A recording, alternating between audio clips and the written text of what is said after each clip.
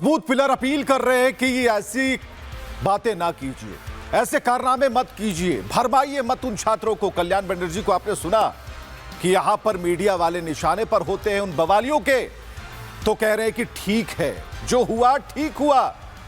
बंगाल में आपने देख लिया, आपके इन्हीं बातों का असर यह हुआ कि वहां सफाया हो गया। पश्चिम बंगाल में साख मिट गई और अभी भी आप नहीं मान रहे, मीडिया पर हमला होता है तो कल्याण बनर्जी कहते हैं कि जो हुआ ठीक हुआ। तो ये इनकी सोच है, ये इनका मेंटल फ्रीक्वेंसी लेवल है और इसी सोच के साथ ये देश को चलाना चाहते हैं। और इस बवाल की कीमत आम लोगों को चुकानी पड़ रही है। हंगामे की आशंका को देखते हुए दिल्ली की मेट्रो स्टेशन को बंद करना पड़ा। हमारे सहयोगी की यह रिपोर्ट देखना भी जरूरी है। पिछले 2 दिनों में नई दिल्ली इलाके में जिस तरीके से हिंसा हुई, उसको देखते हुए नई दिल्ली इलाके में पड़ने वाले तकरीबन 16 मेट्रो स्टेशंस पर एंट्री और एग्जिट अब बंद कर दिया गया है। इस वक्त मैं पटेल चौक पे मौजूद हूं। पटेल चौक मेट्रो स्टेशन जो कि संसद मार्ग को भी कनेक्ट करता है, पटेल चौक मेट्रो स्टेशन जो कि जंतर मंतर को भी कनेक्ट करता है, और आप देखेंगे गेट्स पूरे तरीके से बंद है। मेट्रो स्टेशन पर एंट्री और एग्जिट अब यहाँ पर नहीं हो रही है।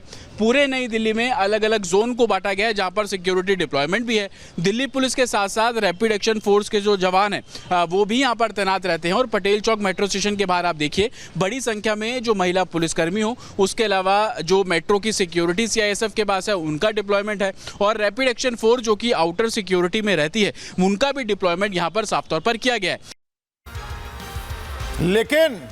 लेकिन विपक्ष को इससे कोई परेशानी नहीं है, कोई परेशानी नहीं। उसे यह नजर आता ही नहीं, राहुल गांधी हो, अखिलेश यादव हो, इन तस्वीरों के आते ही धृतराष्ट्र बन जाते हैं, कुछ नहीं दिखता। विपक्ष का कोर एजेंडा अपनी राजनीति चमकाना। राहुल गांधी आज संसद के बाहर काले कपड़ों में खड़े हो गए।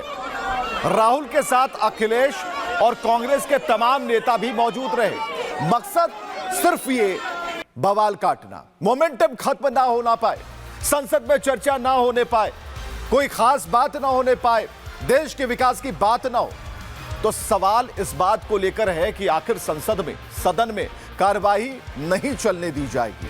और विपक्ष की जो सोच है वो साफ तौर पर यह बता रही है कि कहीं ना कहीं पूरी तरीके से ये पूरा सिनारियो जो रचा गया, इसके पीछे जो बड़ी चाबी लगाई गई, उसमें हाथ तो कुल मिलाकर देश देख रहा है, देश के युवा देख रहे हैं।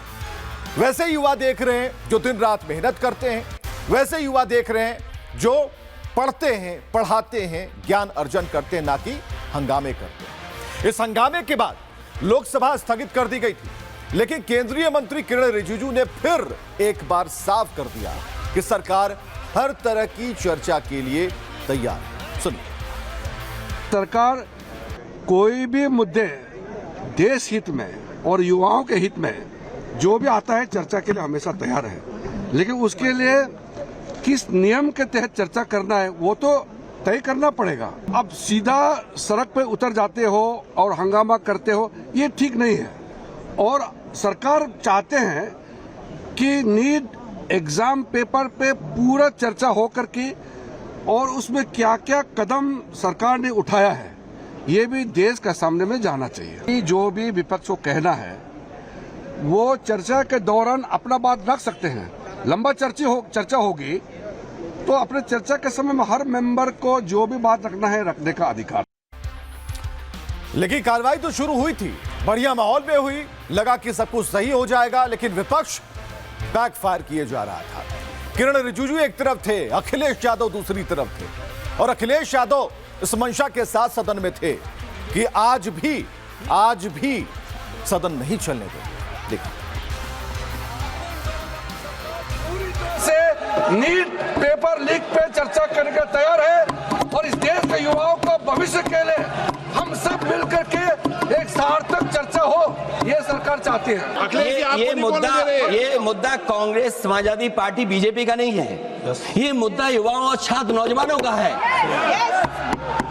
आपने इनको बुलवा दिया क्या? समझौता कर लिया आपने क्या?